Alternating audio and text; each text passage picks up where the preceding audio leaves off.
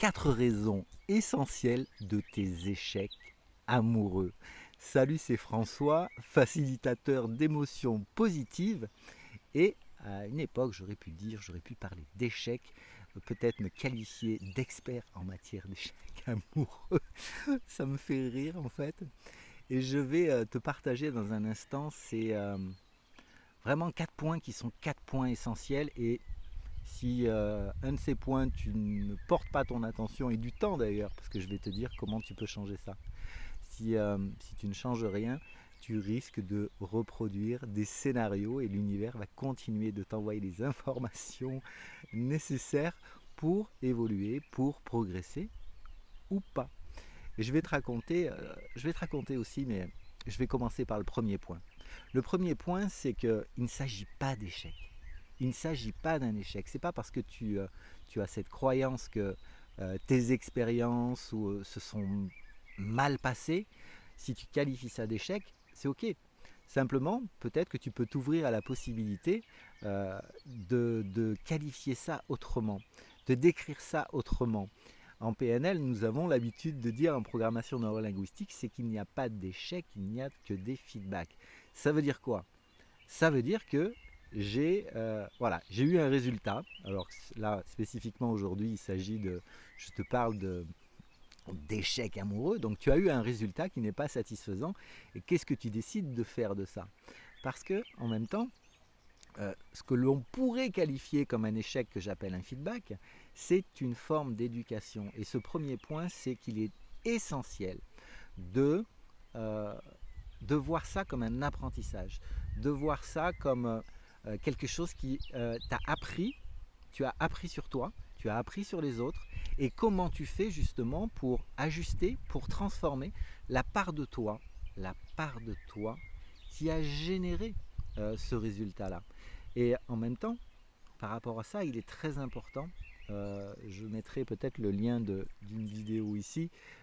Pourquoi c'est important de se poser en victime, et tu verras ce que je raconte si tu ne l'as pas encore vu. D'ailleurs, si tu ne l'as pas encore vu, tu n'es peut-être pas abonné, donc abonne-toi à cette chaîne pour ne pas manquer les prochaines vidéos.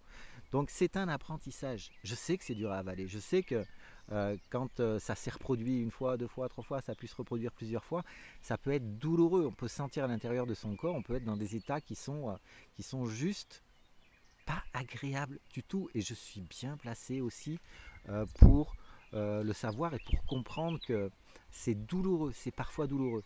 Et voilà, aujourd'hui, par rapport à ce premier point, ouvre-toi à la possibilité que c'est un apprentissage, c'est une expérience. L'univers a fait en sorte que tu vives cette expérience dans ton incarnation, et c'est à toi de décider, de prendre la responsabilité de faire ce que tu as à en faire pour évoluer, pour progresser.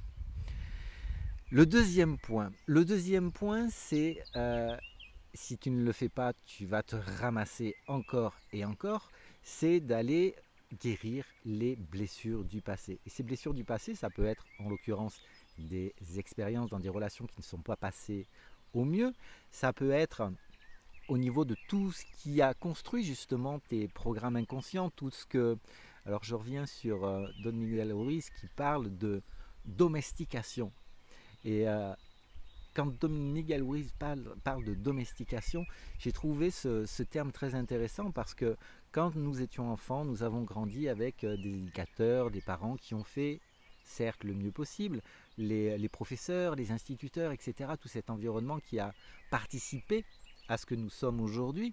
Et en même temps, quand je te parle de guérir des blessures du passé, ça peut être connecté à différentes expériences avec tous ces éducateurs.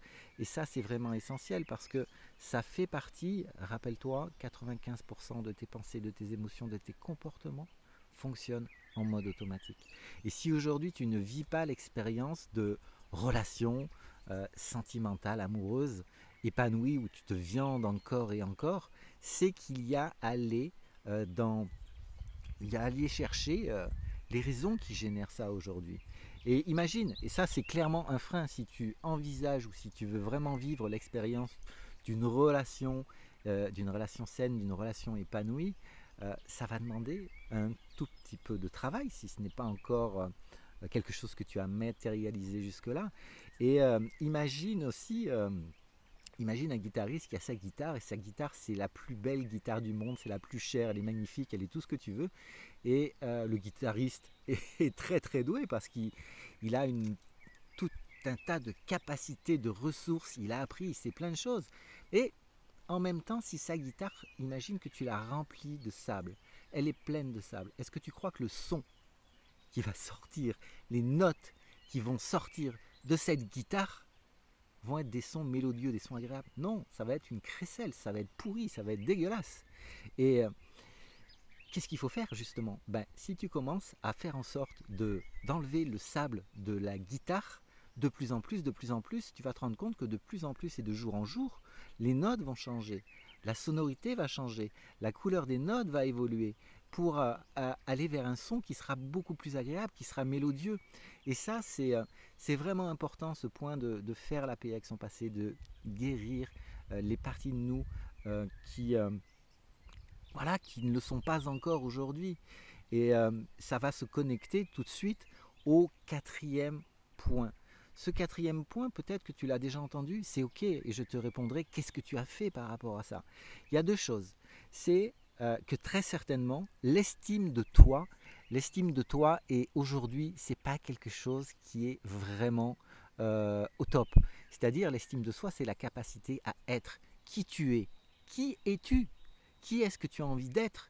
Quels sont les masques que tu te fous sur la gueule, indépendamment de ceux qui sont connectés au Covid, mais quels sont les masques métaphoriques que tu mets devant toi qui t'empêchent, pour différentes raisons, la peur du rejet, la peur de l'abandon, la peur de reproduire des expériences qui vont être douloureuses.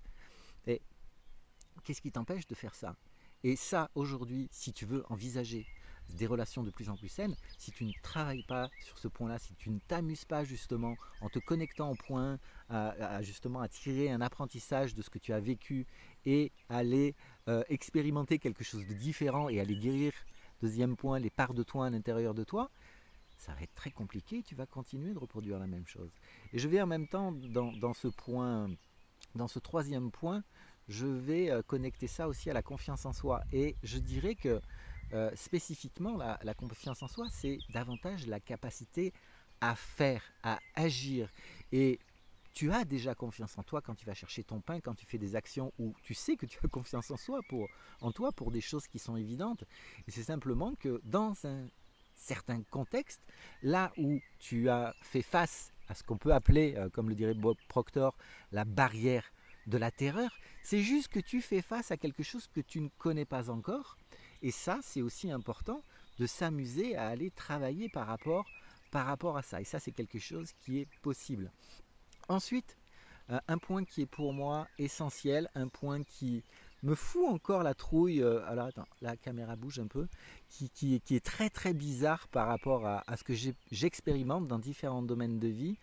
Et je sais aujourd'hui qu'il est essentiel de porter son attention sur ce point-là, c'est le manque de spiritualité. Si aujourd'hui il y a un manque de spiritualité, et quand je parle de manque de spiritualité, oups, ça a changé.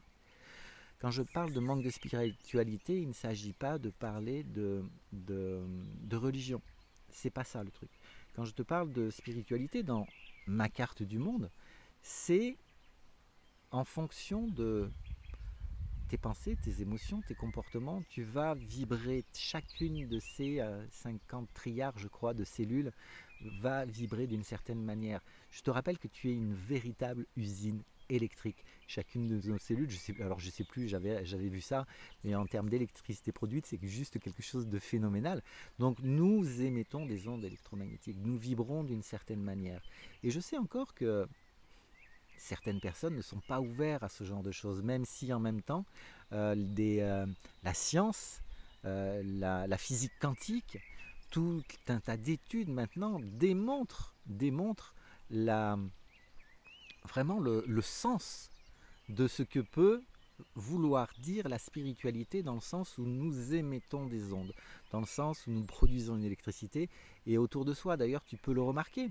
Je te donne un exemple tout simple. Alors, lequel je vais prendre? Quelqu'un qui a peur des chiens. Quelqu'un qui a peur des chiens va croiser un chien et va se sentir d'une certaine façon à l'intérieur de toi, donc va émettre un certain signal, et tu pourras observer, si c'est ton cas, ou je pense que tu le comprends simplement, c'est qu'un chien qui va passer, à beau être le plus gentil chien du monde, va sentir ça, et va pouvoir avoir une réaction qui ne sera pas forcément la meilleure. C'est aujourd'hui, nous sommes, avec les appareils électroniques, les ondes, etc., nous sommes de plus en plus déconnectés de tout ça. Et le truc, c'est de se reconnecter à tout ça. Tu vois, là, je suis dans un biotope qui me convient parfaitement. Je suis dans la nature. Je ne sais pas si tu l'entends au travers du micro. Les oiseaux, je sens des odeurs, etc. Je suis dans un environnement énergétiquement qui est voilà, qui est apaisant. Je ressens une énergie qui me convient complètement. Si je connecte ça à tes relations, aux relations et à ce que tu peux appeler, et ce que tu vas appeler maintenant tes feedbacks, tes expériences qui n'ont pas été concluantes, qui n'ont pas été celles que tu espérais vraiment. À partir du moment où tu vas comprendre que tes pensées aussi, je le répète régulièrement, tes pensées créent ta réalité, créent une vibration particulière. Et si aujourd'hui, observe, déjà, alors je te parlais de 95% des programmes qui fonctionnent en mode automatique, ce que l'on fait du jour au lendemain, ça, au niveau des pensées, ça va être sensiblement la même chose. On est toujours dans 95%. C'est pas la loi de Pareto avec ses 80%.